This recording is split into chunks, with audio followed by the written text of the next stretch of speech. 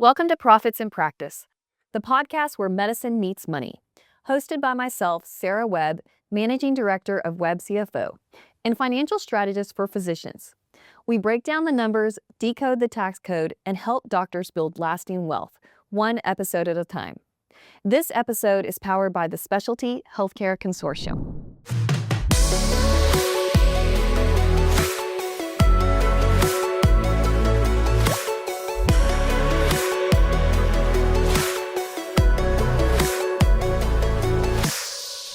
Dr. Puglisi, thank you so much for joining us. We were just kind of giving your name the Italian pronunciation, so I felt like, oh, we got it. So you got it right. Yes, we're very good. I'm excited to have you today. I want to hear all about your app. I feel like you're a great physician and you've got a lot of things going, but this technology piece is really interesting to me. Tell me a little bit about it. Thank you. Yeah, so thanks so much for having me, and congrats on season 2. Yes. There's so many, I've seen so many challenges to treating anaphylaxis, and the biggest one is, what to do and when to do it. It's just such a big challenge. And so anaphylaxis itself is this severe allergic emergency. It's rapid in onset. It can be life-threatening, and it's mediated by this antibody called IgE. And so with anaphylaxis, the treatment's epinephrine, and that's it. It's not Benadryl. It's not a steroid. We treat it with epinephrine. We say epi first, epi fast. And because delay in treatment leads to poor outcomes. Yes. So for us as an allergist, I've actually seen a lot of barriers to proper and timely treatment. And over the years, I'm actually a school physician too for a bunch of school districts across the island. I was a camp doctor for 10 years while my kids were at sleepaway camp we were just talking about. And I also have a son who has a food allergy. So I have this kind of you have a multi-lens, like you've got the physician, the parent, the school physician. I mean, a lot of different. Yeah, so these perspectives that are really, really nice. And what we do as allergists is that we do a really good job. The allergists, the whole allergy community does a really good job about educating our patients really well, having them understand exactly what to do and when to do it, and training them on their epinephrine. And we fill out these action plans. And we provide those action plans to our patients, but a lot of times that doesn't travel with the patient. No, I've never had a child who spent the night at my kid's house, like at our house, like come to me with their action plan. That's right. And so, and then the other part is there's kind of like, so for that, you kind of have that moment, and then there's like that hesitation, like, do I give the epinephrine or not? And so there's that unsurety. And then the other part is there's also like system level challenges. So for us, as physicians filling out these plans, we're overwhelmed. Like right before school starts, it's just like all these plans and we're kind of getting bombarded. And then on the school side, you see nurses, some of them are super organized, but then that's not always the case. And then you have some schools that have nurses, you have other schools that it's non-medical staff that are treating these conditions. Okay. So you kind of look at it from that perspective. You kind of have, we're in 2026. We're living in a digital world. Yes. And we still have this like analog and fragmented I was telling system. you, the field trip, like the nurse brought, not even a nurse, right? I had a teacher bringing this giant binder of, So that's what brought on AllergyAIDE. So AllergyAIDE is really it's a digital action plan platform. Okay. And it's designed to just really streamline, organize, and really just simplify the entire process. So for parents, but not just for parents and patients, but also for coaches and camp counselors and babysitters. Yeah. I mean, they can have a plan, just like you said, they have a plan right in their hands. They know exactly what to do and when to do it. So that's what we're really trying to aim to do. Well, how did you you understood the problem, but are you a computer programmer? Like, how did you put together a team to help you put this all together? Just a few years back, I actually had an idea for a reusable, refillable auto-injector. And I gave that idea over to the biomedical engineering division over at Rensselaer Polytechnical Institute, RPI. It's upstate New York. Okay. And their seniors, as part of their capstone project, had really worked on it for the whole year. So they prototyped, they did IP, FDA pathways. They really did a nice job. And they had a team of 4, and they won their competition at the end of the year. And they did a really nice report, and it was positive. And we continued to build on it, and that connected me to Alberium, which is a biotech contracting company. They're just basically a C-suite for biotech, and they have a big network. And it's actually a funny story. So they have this network, and we kind of put that aside. Okay. But then a few years later, I was actually at my first CAIC meeting here. I had this business card app because I was like, I don't really carry business cards. And the cool part about that app is it had this QR code. So you scan the QR code, it gives you your business card. And I was like, well, what if you could just put allergy information on here, an action plan from here? So I kind of, started to work on that a little bit and reconnected with Alvirium. And Alvirium was able to connect me to somebody named Ritesh Patel. He's in the digital healthcare space. Okay. And Ritesh, he's amazing. Like, he's an amazing guy. And he was able to kind of build our development team. And between Alvirium and Ritesh, we really have this great team that's really focused on getting this to the finish line. And so it's really nice. And they're really passionate about what we're doing. And so would you say like you're at about the 2-year mark for developing the app?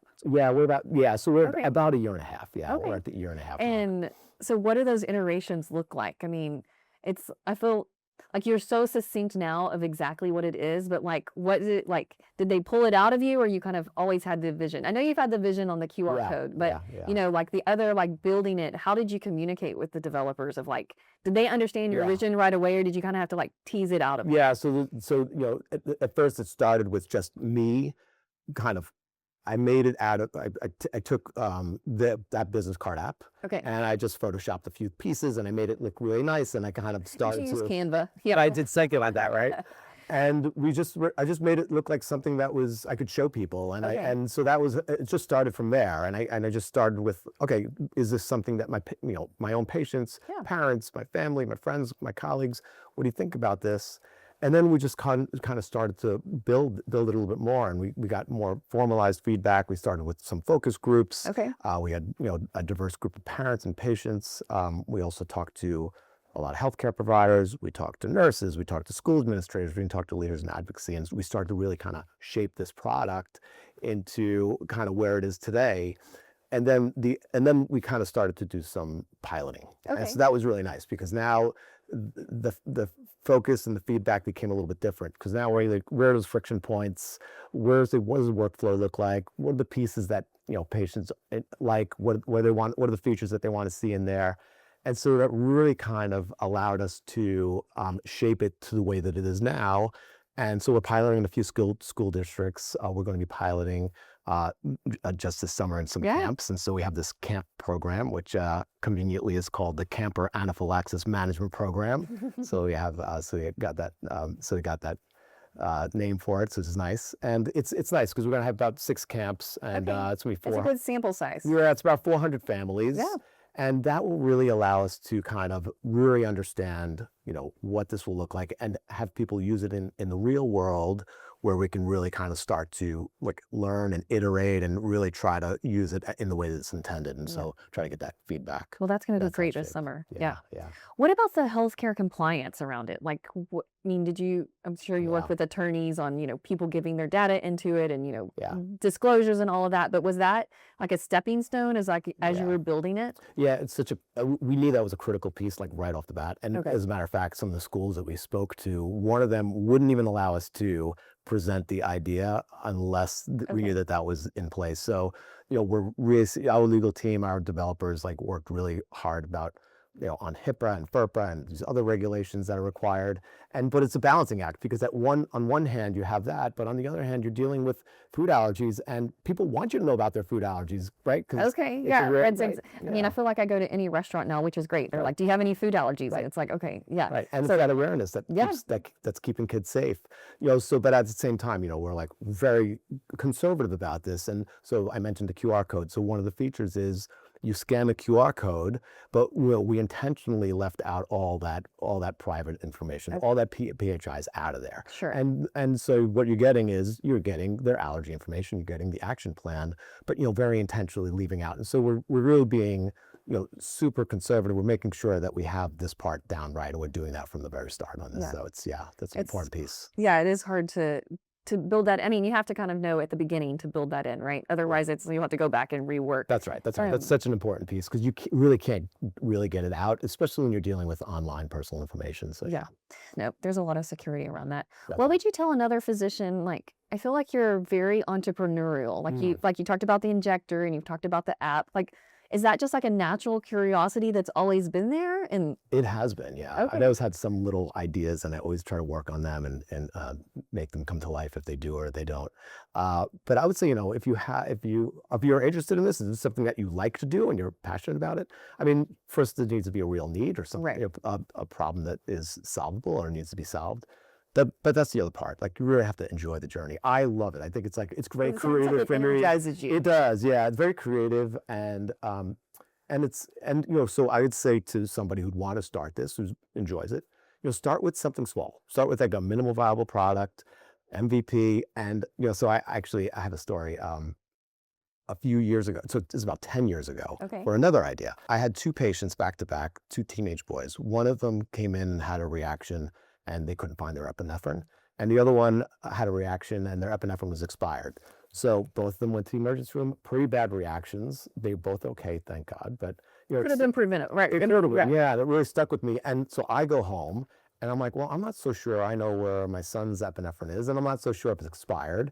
So I had this real, like, simple idea. I was like, I could just create this little case, and it was like a school project. I put you could see the expiration right on the front. I had these magnets that I glued onto the back, so you could put it on your refrigerator. And I just continued to like build on that a little bit. Okay. And it actually was okay. I manufactured it, and it became part of this carrying case initiative. So it was really cool. So you kind of started with this like simple thing and just baked it into something else. And so that's what I would say. So find something that's in your wheelhouse.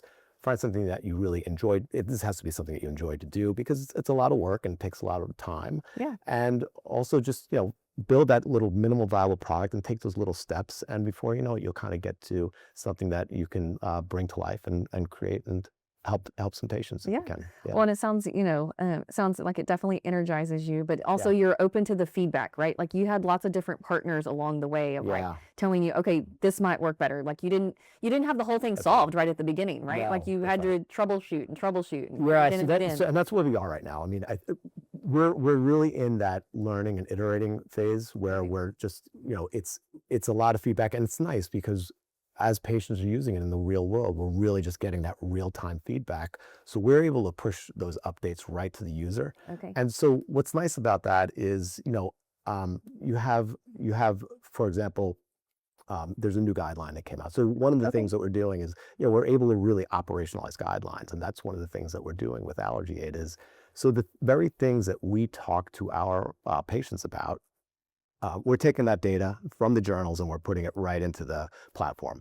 And it's cool because you can't do that with paper. It's just, it suffers from informational drift. So you basically, so just last year, there's a brand new guideline in April, and it was published, and I looked at it, and one of the things in that guideline was when to call 911. And so it's always been a directive, like, hey, if you use your epinephrine, call 911. That's been a directive, but that leads to hesitation, because who wants to call 911 and deductibles and this and that? Yeah. So for a number of reasons, I took that page from the PDF, I sent it to my developer. I'm like, hey, can you build this into the app? And a week later, it's there. So it's really cool because you're able to take something from a journal and put it right into the patient's hands in like a well, pretty it's also quick not time. information overload, right? You That's took right. one page that they needed to know about and That's right. And actionized. That's right. And it's just one algorithm. I was like, oh, can we just do this? And it made it look so much clearer, and just click the buttons, yes, yes, yes, no, or whatever. And it just made it real. So it was really nice to be able to do that.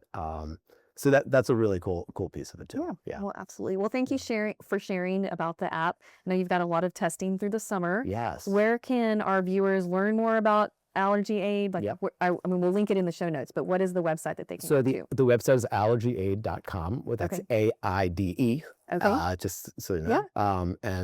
So that's it's allergyaide.com. So you go there, check it out, and we should be in the App Store very, very soon.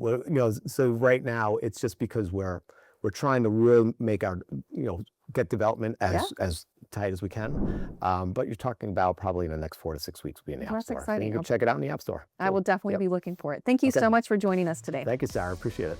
Thanks for tuning in to Profits in Practice. If you found today's episode helpful, be sure to subscribe, leave a review, and share it with a fellow physician. Your financial wellness is just as important as your patient's health, and we're here to help you thrive. Connect with us via our website, webcfo.com, and connect with our guest at sh-consortium.com to find out more about the consortium.